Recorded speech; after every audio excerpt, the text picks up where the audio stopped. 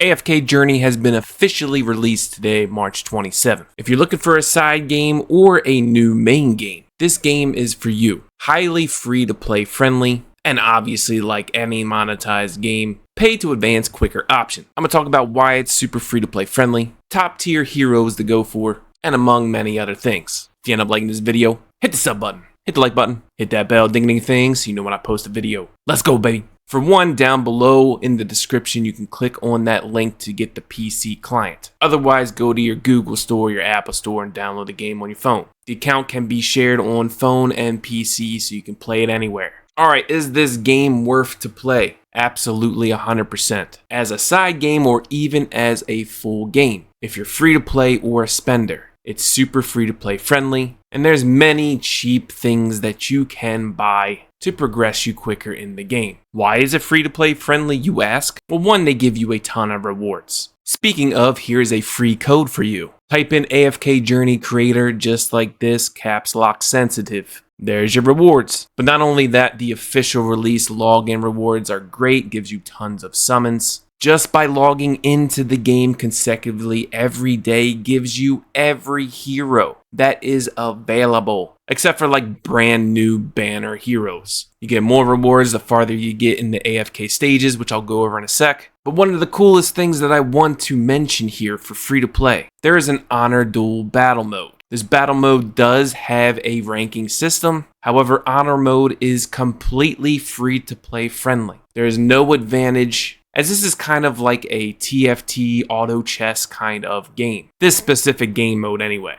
This is one of the most fun things I love about this game. You can go in selecting an initial combo, or you can play random and have fun. You get a little bit more coins by doing the random selection. If I don't see an initial combo of like OP PvP heroes, I usually just go for random. What you want to do is get dupes of heroes and look for good equipment to help you win these matches. The whole goal is to win 9 matches so you can move up that leaderboard. You can reset this store here to get new cards. I usually like to start out getting the same faction triple card, and you get stuff like this. This is huge. I already have a hero ascension for Vala who is super strong. Always look at the artifact that you get. This can determine what kind of team comp you want. You search for an opponent. In the first round, you deploy 3 heroes. Your enemy deploys 3 heroes, and then you place your final 2 in the next round. Then the battle begins, and really the whole point of this is to get your dupes up, get good equipment, and kill the enemy. Team comps are important, and some of the equipment that you can get can extremely boost one of the heroes on your team. Try to get a faction bonus, which is either 3 of the same faction, or you can do 3 and 2, or 4 heroes, or even 5 heroes. They all have increased benefits when using the same faction. You can lock in these cards here for the next round. I just like games that have the free-to-play friendly competitive version and also the pay-to-advance version as well. I'm going to go over a pay-to-win and a free-to-play tier list, I guess you could say, on what monsters to focus on trying to get. You can also buy equipment and equip that here. You can make any hero good with the right equipment. It's all about strategy and a little bit of luck in cards. Now for free to play and all players really, you have an idle system down here, AFK Progress. Over time you collect rewards just by being offline and being idle. You can increase the rewards that you get by increasing in the AFK stages. This is where the pay to advance quicker come in. But depending on your progression, you could just auto battle this and it'll keep going to the next stage for as far as you progress. Now, a lot of it can be auto battled. However, you can take it off auto battle and manually press these ultimates. You may have to do that in some situations. Boost your stage up to the highest AFK you can. You also get rewards for beating stages as well. Let's talk about the 4 features at the bottom. Mystical House is where the Emporium is, which is kind of like the shop, where you spend crystals on discounted items. Always get the summon for sure. The Noble Tavern inside the house is where you summon. They have specific hero banners, which Vala is amazing. But do you want to summon on her personally? If you're going for a light bearer team, then yes, because she can snipe out the back line. So I'm personally using summons on the all hero recruitment, hoping to get some dupes of my other heroes, plus maybe get some ones that I'm looking for specifically. Here's a summon animation here.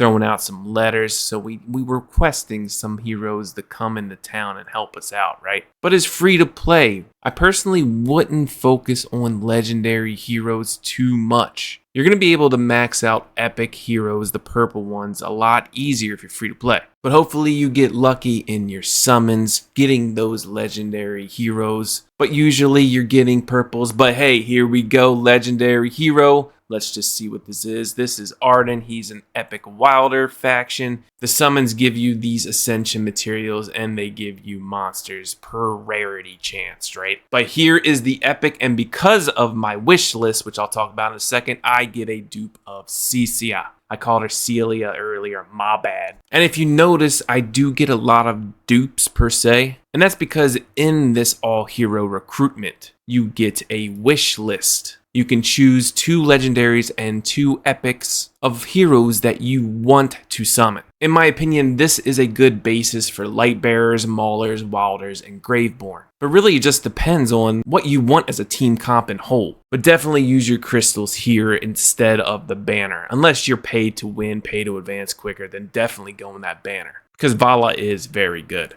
There's also epic recruitment, which you get these epic invite letters. You can select 5 heroes to hopefully get out of these summons. And I say use your crystals on summons too, because after you summon 400, you unlock this Stargaze station, which will be important. I'll go over that in a different video. Another cool thing as well is Mystic Collection. You get bonuses in different areas just by playing the game and completing these achievements. And speaking of free to play again, you only need to level up 5 heroes. The rest of your heroes you can use, and it goes by the lowest resonance level. The only thing to note here is your highest hero can only be 10 above your lowest hero. So example, this can only be a max of 51 because my lowest level is 41. But as you see, dupes are important. Dupes are used for ascending, and ascending gets better stats. And it's not always about dupes, because in between dupes you need acorns to ascend again for more stats. That's why summoning is important. And the wish list is important, so you can focus on the right heroes that you want for your team comps. Another free-to-play friendly feature is equipment. Now there's no runes or gear or whatever that you equip on individual heroes. Whatever the class is,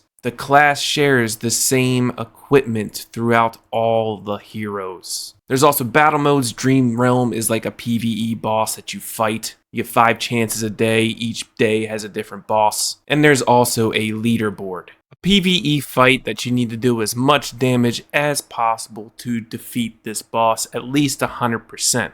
The more damage you do, the more rank you get. Monsters you use and team comp is highly important here. There's PvP Arena 2. You get 5 entries and you can reset for 5 more entries with crystals. And the higher your AFK stage goes, you unlock more battle modes. Make sure to get into a guild. Not sure if you need to be on the same server number or not. I'm going to go over some heroes that you're going to want to focus and try to get. I kind of went over that on the wish list of summons. Thorn is a legendary hero, probably the best tank in the game. Good for PvE and PvP. Rowan, a support who increases energy, really good to get those ultimates off. Vala, she has that banner. She is top tier, especially early game. Hey Win, one of the best healers in the game. Cecia you get in the game. Crazy good. Odie is an epic hero who is better than most legendary heroes. Mainly in PvE, but also amazing in PvP. If you're looking for PvE specialists for epic hero Mary Lee, she's on par with Odie in certain dream realms. Corrin, another PvE true damage specialist, can be used pretty much in all of Dream Realm. Kruger, he is your damage dealer that can lower the defense of the enemy. Again, good in Dream Realm. One hero is Aaron. I'm gonna call him Aaron. I don't know if that's how you say it. He starts the battle off with his ultimate.